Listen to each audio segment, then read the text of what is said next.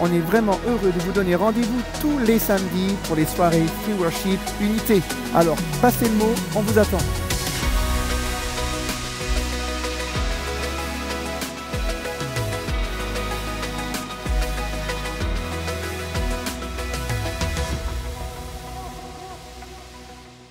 Ne ratez pas votre programme tous les mercredis.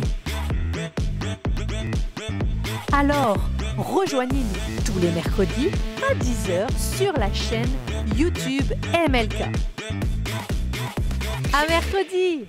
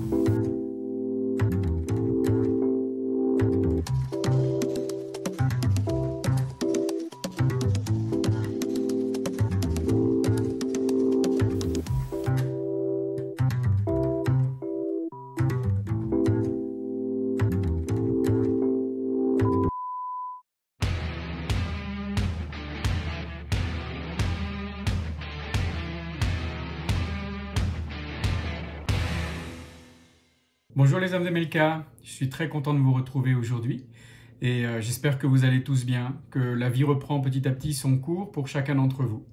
Aujourd'hui, je voudrais vous parler du fait d'élever des garçons et aussi, à un moment donné, d'accueillir des belles filles. Ce sujet ne concerne peut-être pas chacun d'entre vous, mais en tout cas, je suis sûr que plusieurs d'entre vous ont des fils et sont donc des papas.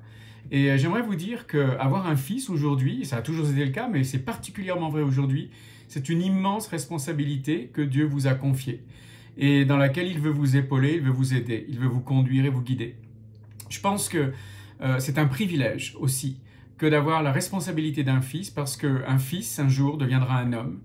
Et c'est sur l'homme que Dieu veut faire reposer la cellule familiale, c'est à l'homme qui lui confie cette responsabilité. Et je crois que toute société humaine repose sur la qualité des hommes qui la composent, que ce soit des hommes de Dieu, des hommes qui vont être des hommes de respect de la femme, qui vont honorer la femme et la société, qui vont s'occuper de leurs enfants. Et aujourd'hui, l'un des problèmes principaux, presque sur tous les continents, mais particulièrement dans les pays occidentaux et aussi d'une certaine manière en Asie, c'est l'absence, et en Afrique aussi, c'est l'absence des pères.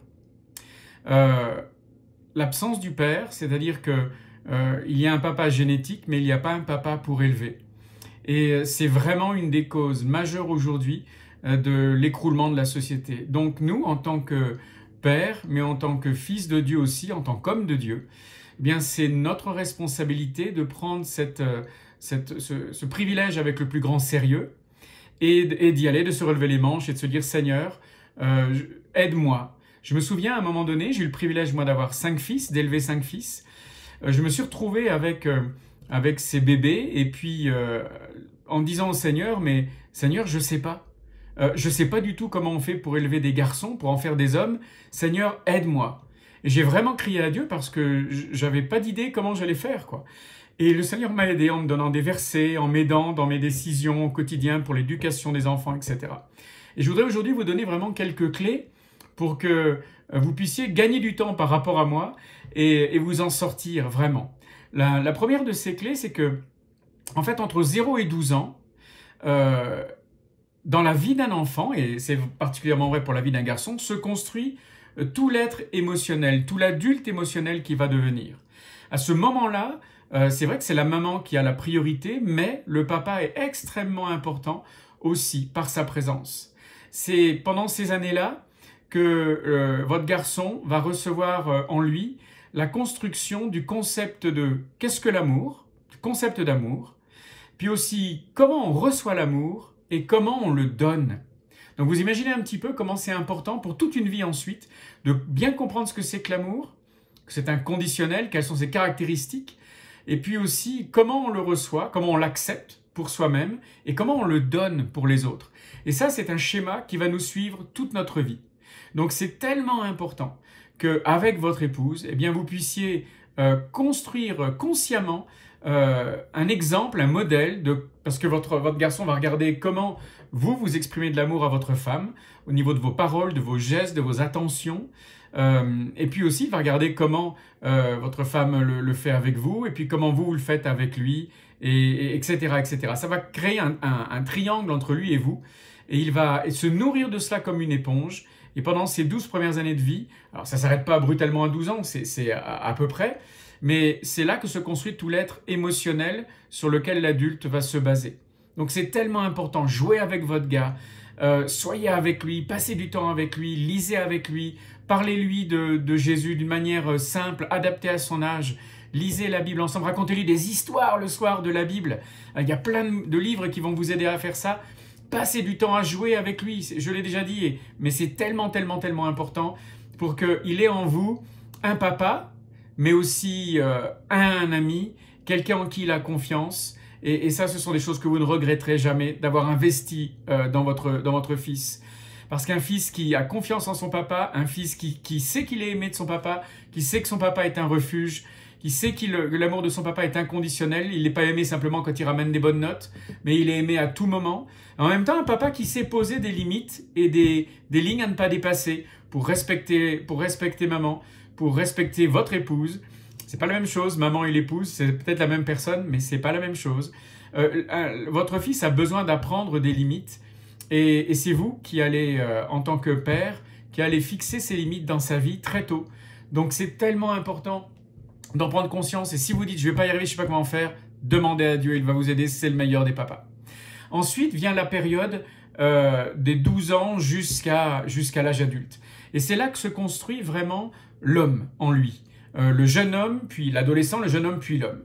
Et donc c'est là maintenant, autant à la première saison, c'est votre femme qui est la plus importante, mais vous avez un rôle important à jouer. Mais maintenant, eh bien c'est vous qui avez le rôle de leader, et votre femme, évidemment, vient là en complément. C'est super important à ce moment-là de savoir quelles valeurs vous voulez transmettre à votre fils. Des valeurs de foi, des valeurs de travail, des valeurs de respect. Vous voulez qu'il sache qu'il y a un Dieu à servir pour toute sa vie, qu'il ne sera jamais seul, qu'il doit apprendre à s'entourer, notamment d'autres hommes à l'église, qu'il a une intégrité à préserver dans sa vie à tous les niveaux, argent, vérité, intégrité physique, etc., qu'il a une mission à découvrir que Dieu va lui confier, qui est son appel pour toute sa vie, qu'il a un cœur à garder pur pour celle qui un jour sera sa femme, et puis un apprentissage que toute sa vie il va apprendre. Tout ça, ce sont des valeurs que vous pouvez lui transmettre, mais pour ça, il faut que vous soyez intentionnel. Comment on peut être intentionnel?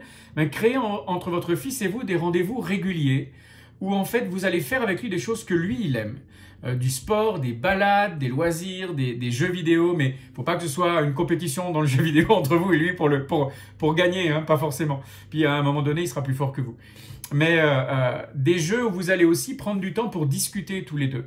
Et passer des moments de qualité. Moi, je me rappelle, je m'asseyais par terre et mon fils s'asseyait sur le fauteuil. Je me mettais volontairement en dessous de lui. Et j'avais des moments un par un avec eux, avec chacun d'entre eux, qui revenaient toutes les 2 semaines, etc., pour que vraiment j'ai des moments où je leur montrais que papa était aussi un homme.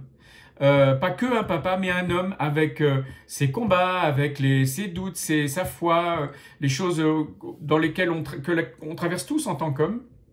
Donc, c'est super important qu'ils comprennent que vous êtes papa, mais vous êtes aussi quelqu'un, un garçon, un homme, qui a traversé des choses et qui peut les lui apprendre et qui peut les lui enseigner. Donc, il faut que le langage et le discours soient adaptés à son âge, bien entendu, mais ce sont ces moments-là où, en fait, vous allez lui expliquer, par exemple, la sexualité. Encore une fois, vous allez répondre à ses questions, il ne faut pas aller plus loin que ces questions, mais c'est un moment où il va ouvrir son cœur et vous allez voir qu'il n'y aura pas forcément une crise d'adolescence où il va couper avec vous. Si vous avez su créer cette amitié, c'est super important et il aura confiance, il viendra vers vous plutôt que d'aller vers quelqu'un d'autre. Et s'il a des problèmes avec la pornographie ou autre, il pourra venir vous en parler, prier avec vous, puisqu'il aura eu l'habitude de le faire. Le chemin, la porte aura été ouverte depuis longtemps, avant que les problèmes n'arrivent. Donc, très important de lui montrer ce que c'est qu'être un homme de Dieu, un mari, un homme dans la société. Créer des rites de passage, c'est tellement important de retrouver des rites Alors là, vous pouvez le faire seul avec lui, mais aussi le faire avec un groupe d'hommes d'MLK. Peut-être ce serait bien que certains d'entre vous créent un groupe d'hommes pour ça, qui sont aussi papas de fils, qui se disent nous on veut créer des rites de passage qui vont avoir du sens et où nos enfants ils vont savoir quand est-ce qu'ils deviennent un homme, à quoi ils vont reconnaître qu'ils deviennent un homme. C'est très important de ramener dans leur vie des choses peut-être qui nous ont manqué, à nous, à vous, à moi, mais qu'on va donner à nos enfants. Donc, il faut être super intentionnel dans ces moments-là et savoir ce que l'on veut faire et quels objectifs on a pour notre fils. Et on va les voir, le temps passe vite, mais on va les voir devenir des hommes. Et puis un jour, vous aurez mis tout ça dans votre fils, il est devenu un jeune homme, il devient un adulte, il est rentré dans le monde du travail, etc. Et un jour, il va vous ramener quelqu'un, une jeune femme, et vous allez vous retrouver le papa d'une fille que vous n'avez pas mise au monde, mais qui arrive toute faite déjà. Et peut-être que vous allez tomber raide dingue de celle qu'il a choisie, vous allez l'aimer tout de suite, ou bien alors, elle va peut-être pas être complètement comme vous auriez aimé. Une clé, choisissez d'aimer celle que votre fils a choisi d'épouser. Parce que aimer cette femme, c'est aimer votre fils, c'est respecter ses choix. Et puis c'est aussi investir en elle.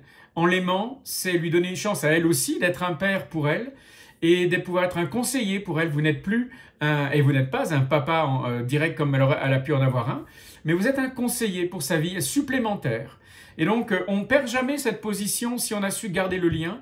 Vous resterez un conseiller dans la vie de votre fils jusqu'au bout, même une fois marié.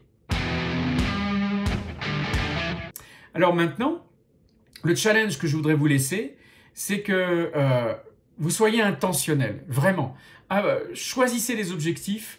Il n'est jamais trop tard pour bien faire, même si votre fils est déjà un ado, investissez en lui, soyez intentionnel, ne laissez pas le temps passer, parce que le temps passe vite, et parfois on se retourne et il est trop tard, on se dit zut, j'aurais bien aimé faire, mais c'est trop tard. Ne vivez pas avec des regrets, et c'est jamais trop tard pour réinvestir dans la vie de votre fils, même s'il est déjà marié et un homme. Je vous laisse un verset pour terminer. Il est dans le premier livre des Chroniques, dans l'Ancien Testament, chapitre 28, les versets 9 et 10. Je vais vous les lire. Voilà ce que c'est le roi David qui écrit, et qui écrit à son fils Salomon. Et voici ce qu'il lui dit. « Quant à toi, Salomon, mon fils, » alors là, vous pouvez mettre le prénom de votre fils, hein, « Quant à toi, mon fils, connais le Dieu de ton père et sers-le avec un cœur sans réserve et un esprit bien disposé. Car l'Éternel examine tous les cœurs et discerne toutes leurs intentions. Si tu le cherches, il se laissera trouver par toi, mais si tu l'abandonnes, il te rejettera pour toujours. Considère maintenant que l'Éternel t'a choisi pour construire une maison qui serve de sanctuaire, fortifie-toi et agis. » C'est un bon verset à dire à vos fils, parce que Dieu veut les utiliser pour construire son royaume. Et oui, il veut être là pour eux, et c'est vous qu'il a choisi en tant que papa pour lui montrer le chemin. Si vous pensez que vous n'êtes pas à la hauteur, Dieu va vous donner tout ce dont vous avez besoin, parce qu'il ne s'est pas trompé. S'il vous a confié un fils, c'est que vous allez pouvoir l'emmener dans le chemin de la vérité. Bon courage et à bientôt les hommes d'MLK.